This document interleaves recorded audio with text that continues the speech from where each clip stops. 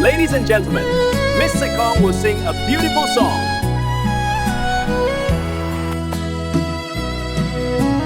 สา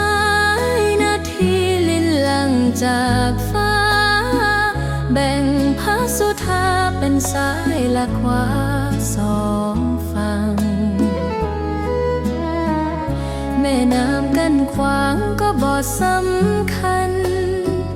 แต่ความสัมพันธ์ของเฮามันคงเลื่อยไปทั้งใกล้กันคนละฝั่งของต่างไม้ปองดองมุ่งหวังทั้งสอง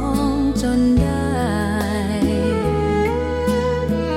ด้วยความใฝ่ฝันมั่นสุดหัวใจฝากฝังสวงในเหมือนใจเดียวกันทั้งสองฝั่งกันกลางด้วยสายนาทีแต่ประเพณีนั้นบ่ต่า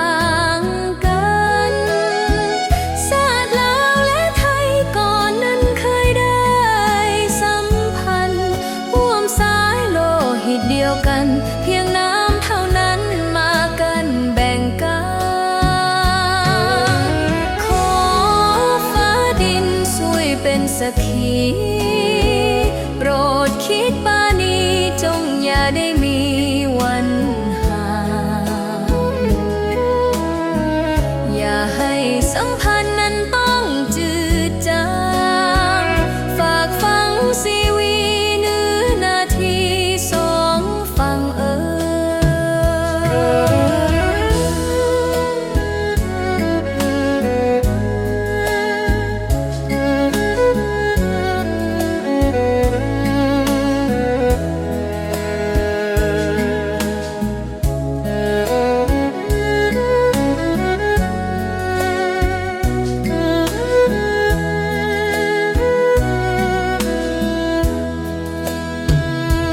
ทั้งสองฝั่ง